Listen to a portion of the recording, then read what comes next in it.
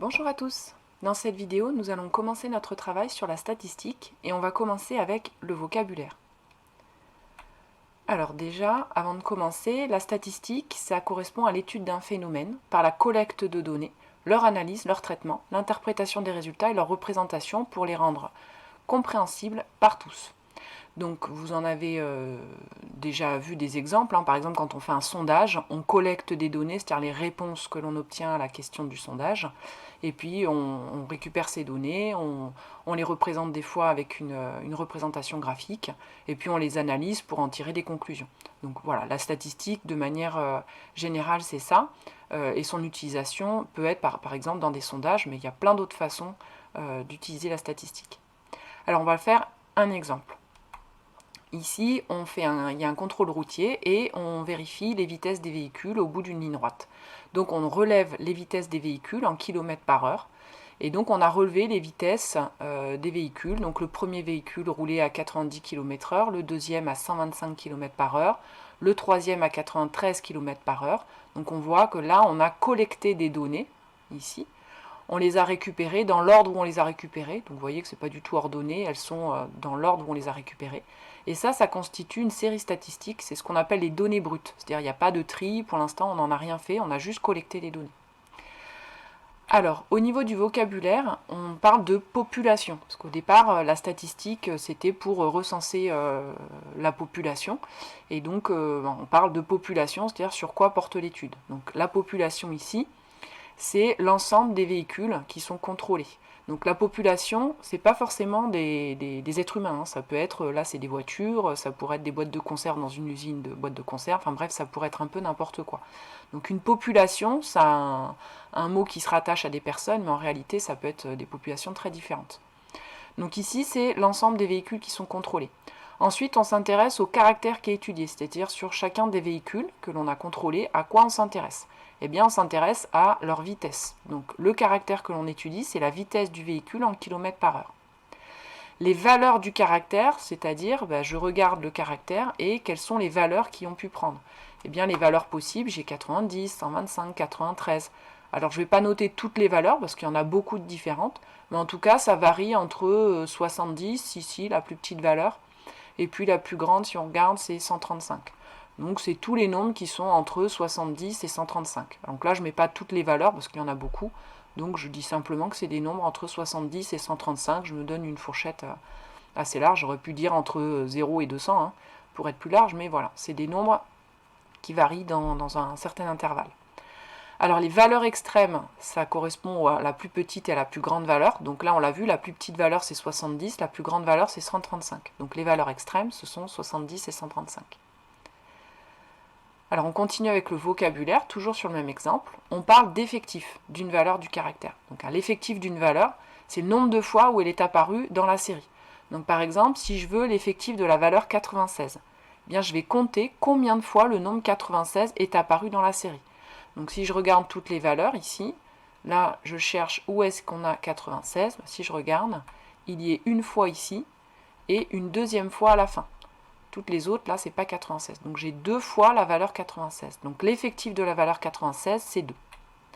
Ensuite, l'effectif total de la série, c'est combien j'ai de données en tout. Donc si on compte toutes les données, là, je vais les compter par colonne. 2, 4, 6, 8, 10, 12, 14, 16, 18, 20, 22, 24, 26 et celui-là, 27.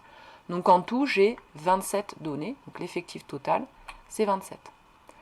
Maintenant, la fréquence d'une valeur, alors ça, vous l'avez déjà vu, je pense, vous avez peut-être appelé ça proportion dans les années d'avant, mais on parle aussi de fréquence. La fréquence d'une valeur, c'est le quotient de son effectif par l'effectif total. Donc par exemple, la fréquence de la valeur 96, c'est son effectif 2 sur l'effectif total 27. Donc c'est 2 sur 27. Si je calcule ça, ça fait à peu près 0,07, c'est-à-dire 7%. Donc on voit que la fréquence, on peut l'écrire de trois façons différentes. Soit en écriture fractionnaire, sous forme de fraction, soit en écriture décimale, soit avec le pourcentage. Donc il y a trois façons différentes d'écrire la fréquence. Donc peu importe, hein, l'une des trois, comme vous voulez. Donc voilà ici. Alors pourquoi est-ce qu'on utilise la fréquence? Tout simplement parce que si je vous dis, je ne vous donne pas les valeurs, et je vous dis que j'ai deux voitures qui roulaient à 96 km/h, vous ne savez pas finalement vous rendre compte de ce que ça représente. C'est-à-dire, est-ce que c'est 2 voitures qui ont roulé à 96 km/h sur 5 voitures qui sont passées, ce qui commence à être pas mal, ou est-ce que c'est 2 voitures parmi les 200 que l'on a relevées? C'est pas la même chose, ça fait pas beaucoup. 2 sur 200, c'est pas beaucoup, alors que 2 sur 5, ça représente beaucoup. Donc pour se donner ici ce que ça représente, c'est-à-dire que l'effectif de la valeur, le 2, ça ne veut rien dire. C'est 2 par rapport à quoi? C'est ça qu'il faut comparer. Il faut toujours comparer au total. 2 par rapport au total. Et c'est en ça où la fréquence elle est intéressante. C'est que par exemple, quand je l'écris en pourcentage, le 7%, vous savez dire si c'est beaucoup ou pas. 7%, vous savez que c'est 7 par rapport à 100. Donc ça ne représente pas beaucoup. D'accord?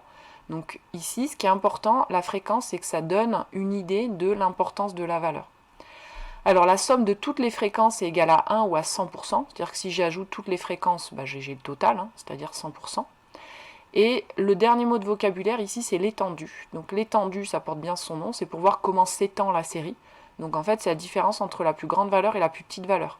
Donc là, la plus grande, c'était 135, et la plus petite, c'est 70. Donc l'étendue de la série, on fait 135 moins 70, ça fait 65.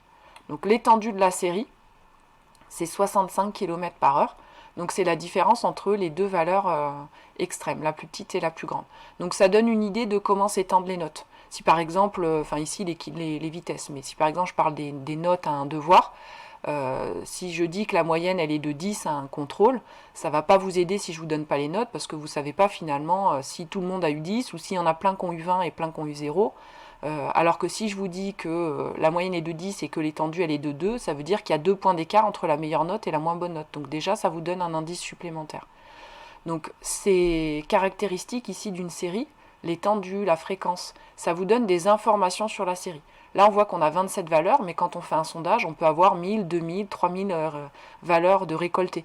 Et donc les regarder les 1000 valeurs en même temps, c'est difficile de tirer des conclusions, donc on utilise effectivement ces données-là, l'étendue, la fréquence, pour pouvoir donner une interprétation.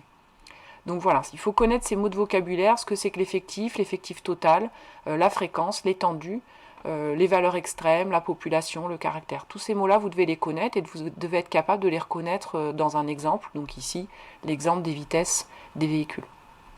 Voilà, cette vidéo est terminée.